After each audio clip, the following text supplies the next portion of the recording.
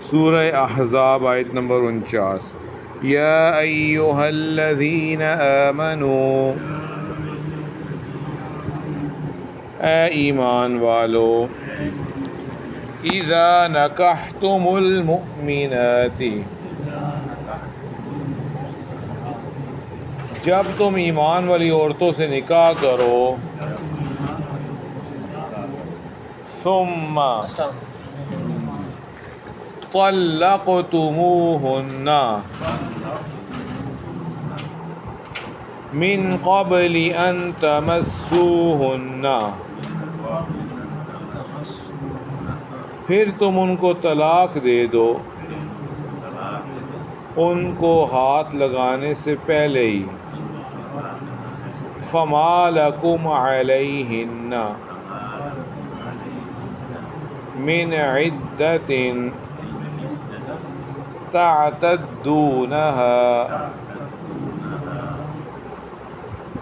تو ان کے اوپر تمہارا کوئی حق کے عدت نہیں جسے تم شمار کرو، فَمَتِّعُوهُنَّ،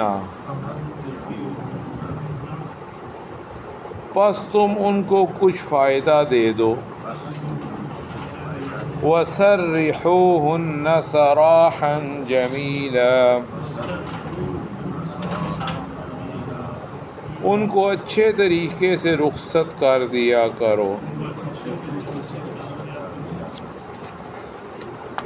اللہ سبحانہ و تعالیٰ اس آیت مبارکہ میں فرما رہے ہیں، نکاح کے احکام بیان ہو رہے ہیں کہ اے ایمان والو، جب تم مومن عورتوں سے نکاح کرو پھر ان کو چھونے سے پہلے، ہاتھ لگانے سے پہلے طلاق دیں۔ فرماتے ہیں اس آیت میں بہت سے احکام ہیں۔ اس سے معلوم ہوا صرف عقد پر بھی نکاح کا اطلاق ہوتا ہے۔ اگر صرف جو ہے نا نکاح کا عقد ہوا ہے اور ابھی رخصتی وغیرہ نہیں ہوئی، اس کو بھی نکاح ہی کہتے ہیں، اور اس کے ثبوت میں اس سے زیادہ واضح آیت اور کوئی نہیں ہے۔ اب پھر اس میں علماء کا اختلاف ہے کہ لفظ نکاح جو ہے صرف حقیقت میں ایجاب اور قبول کے لیے بولا جاتا ہے، یا پھر جماع کے لیے بھی ہے اور میاں بیوی کی علیحدگی کے لیے بھی ہے۔ نکاح کا لفظ جو ہے اس کا مطلب کیا ہے کہ ایک محفل کے اندر جی ہاں جی میں نے اپنی بیٹی فلاں کے نکاح میں تھی، اس نکاح میں نے قبول کی، بس نکاح ہو گیا، یا پھر رخصتی ہوگی، علیحدگی ہوگی تو اس کو نکاح کہتے ہیں، یا پھر ان دونوں کے مجموعے کو کہتے ہیں۔ فرماتے ہیں قرآن مجید کے اندر جو لفظ نکاح استعمال ہوا ہے نا، وہ ایجاب اور قبول یعنی عقد نکاح کے اوپر اور اس کے علاوہ میاں بیوی کی علیحدگی اور جماع دونوں کی مجموعے پر ہوا ہے۔ ایجاب قبول بھی ہو محفل میں اور پھر جو ہے اس کے علاوہ علیحدگی بھی ہو، یہ یعنی کہ میاں بیوی کی ان دونوں کا جب مجموعہ ہوگا تو یہ نکاح کہلائے گا۔ لیکن علامہ ابن کثیر رحمۃ اللہ علیہ فرماتے ہیں اس آیت میں صرف عقد نکاح پر ہی نکاح کا لفظ بولا جا رہا ہے، کیونکہ یہاں تو ہوئی نہیں ہے علیحدگی۔ اس آیت سے یہ بھی ثابت ہوتا ہے کہ جماع سے پہلے بھی خاوند اپنی بیوی کو طلاق دے سکتا ہے، یعنی اس کے اوپر اس کا گویا کہ اس کی بیوی بن گئی ہے۔ یہ ضروری نہیں ہے کہ جب تک علیحدہ ہو کر اس کے گھر نہیں جائے گی تب تک نہیں بنے گی، بس ایک محفل کے اندر ہو گیا تو اس کے بعد اس کی بیوی بن گئی۔ اور فرماتے ہیں یہاں پر یہ لفظ ہے کہ جب تم مومن عورتوں سے نکاح کرو، اور مسلمان وہ تو اہل کتاب سے بھی نکاح کر سکتے ہیں، تو یہاں اہل کتاب کا الگ سے کیوں ذکر نہیں ہے؟ فرماتے ہیں زیادہ تر چونکہ مسلمان نکاح مومنوں کے ساتھ ہی کرتے ہیں، مسلمان عورتوں سے ہی کرتے ہیں، اس لیے زیادہ کے اعتبار سے یہاں پر بولا گیا ہے، ورنہ اہل کتاب سے نکاح بھی جائز ہے، جبکہ وہ صحیح یہودی یا عیسائی ہو، کتابیہ عورت ہو۔ علماء سلف کی ایک بڑی جماعت نے کہا ہے کہ طلاق اسی وقت واقع ہوتی ہے جب پہلے نکاح ہو گیا ہو، نکاح نہ ہو تو طلاق نہیں ہوتی۔ اس آیت میں نکاح کے بعد طلاق کو ذکر فرمایا، پس معلوم ہوا کہ نکاح سے پہلے نہ تو طلاق صحیح ہے اور نہ ہی دو تو ہوتی ہے، جب نکاح ہو جائے تو پھر ہوتی ہے۔ امام شافعی، امام احمد اور بہت بڑے علماء سلف اور خلف کا یہی مسلک ہے، اور امام مالک اور امام ابو حنیفہ کا خیال ہے کہ نکاح سے پہلے بھی طلاق ہو جاتی ہے۔ امام ابو حنیفہ کیا فرماتے ہیں رحمۃ اللہ علیہ کہ اگر نکاح کسی بندے نے بھی عورت سے نہیں کیا اور وہ پہلے ہی طلاق دے دیتا ہے تو بھی ہو جائے گی۔ امام شافعی، امام احمد فرماتے ہیں کہ نہیں، نکاح ہوگا تو ہوگی۔ وہ کہتے ہیں نہیں، مثلا کسی نے اگر یہ کہا کہ اگر میں فلاں عورت کے ساتھ نکاح کروں تو اس کو طلاق، ابھی نکاح ہوا نہیں ہے لیکن جو ہی نکاح کرتا جائے گا طلاق ہو جائے گی۔ یہ کس کا مسلک ہے؟ امام ابو حنیفہ رحمۃ اللہ علیہ کا، اور امام مالک کا بھی۔ امام احمد اور شافعی کا مسلک اور ہے، امام ابو حنیفہ اور امام مالک رحمۃ اللہ علیہ کا مسلک اور ہے۔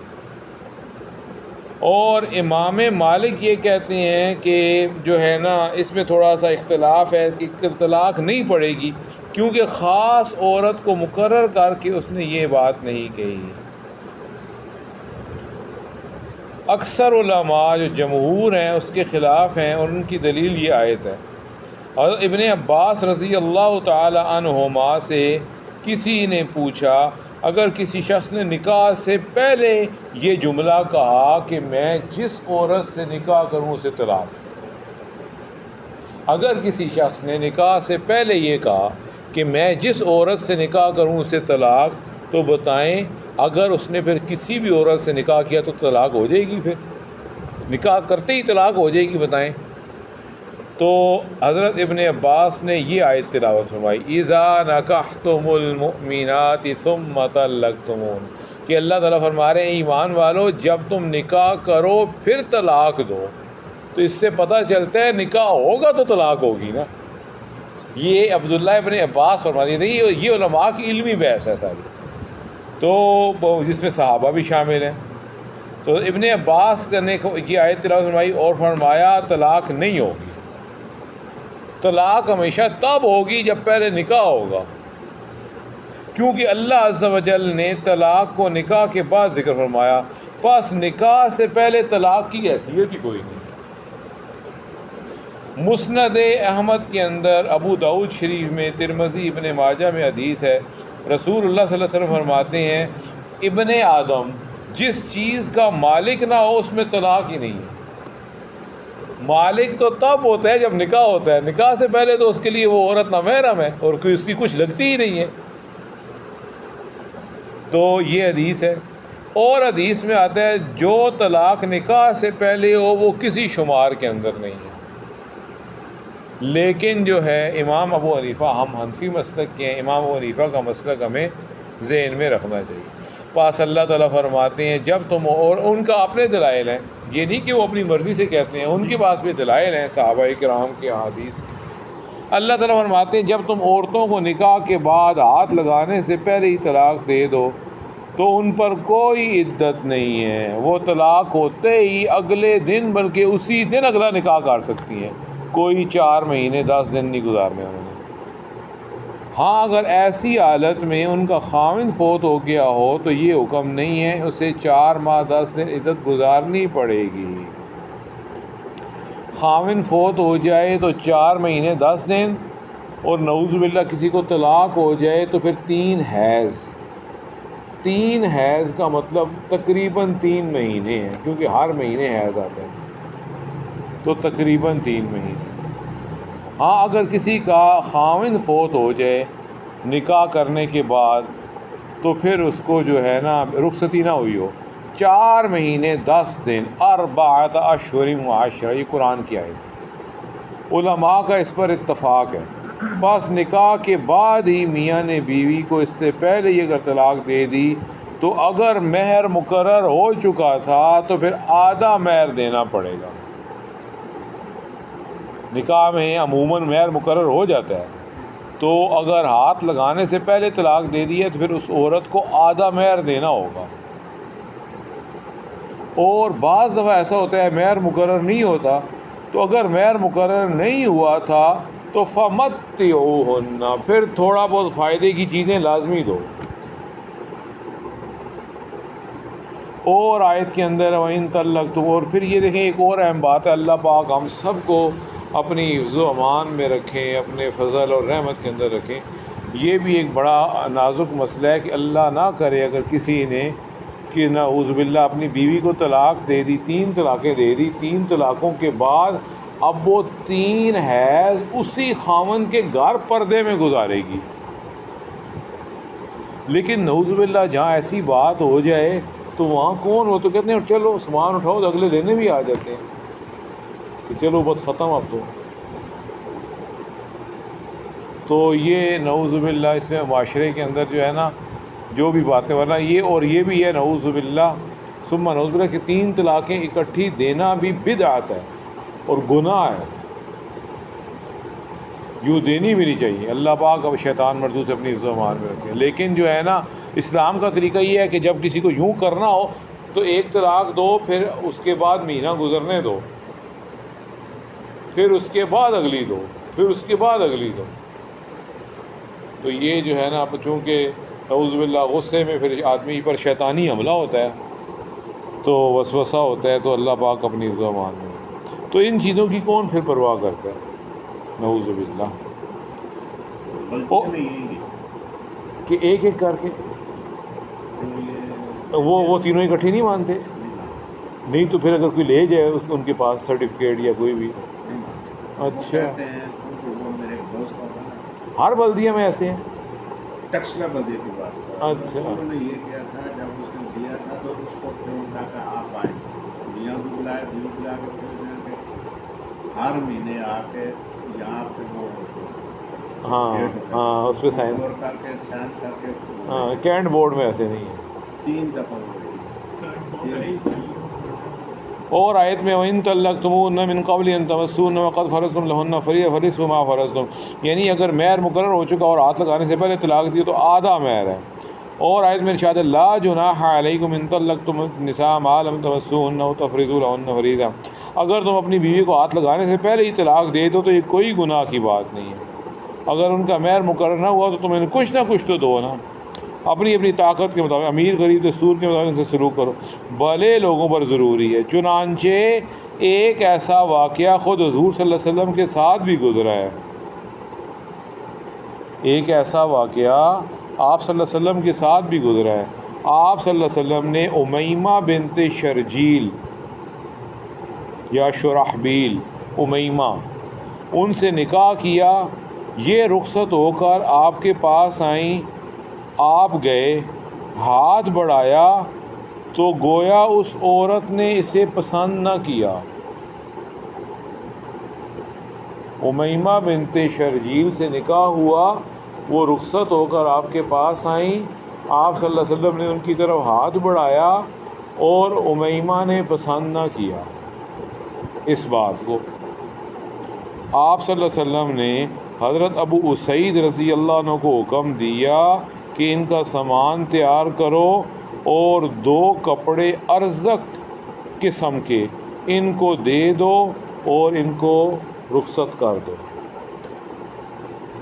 یہ بات مجھے خود آج پتہ چلتی ہے، شاید کبھی میں نے پڑھی ہو لیکن نہیں پتہ۔ دیکھیں علم کی کوئی وہ نہیں ہوتی، آدمی جو ہے نا علم سیکھتے رہنا چاہیے۔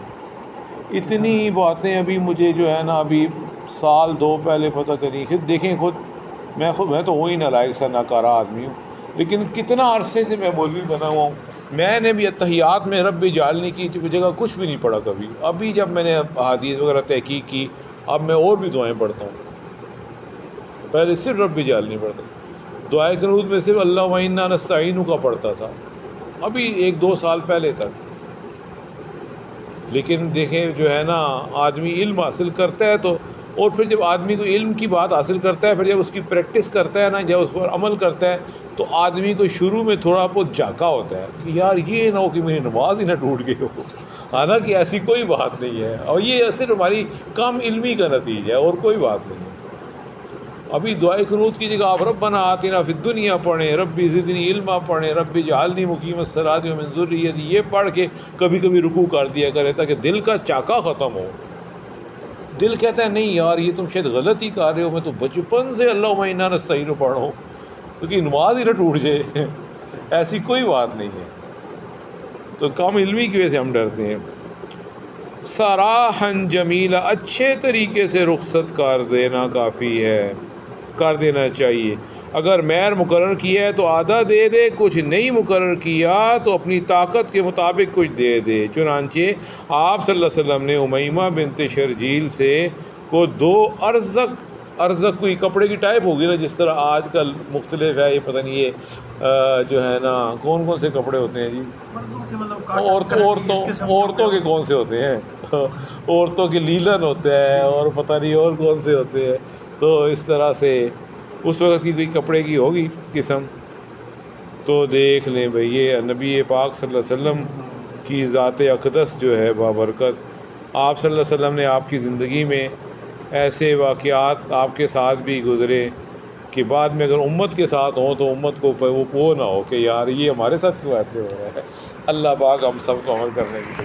سبحانک اللہم و بحمدک، نشہد ان لا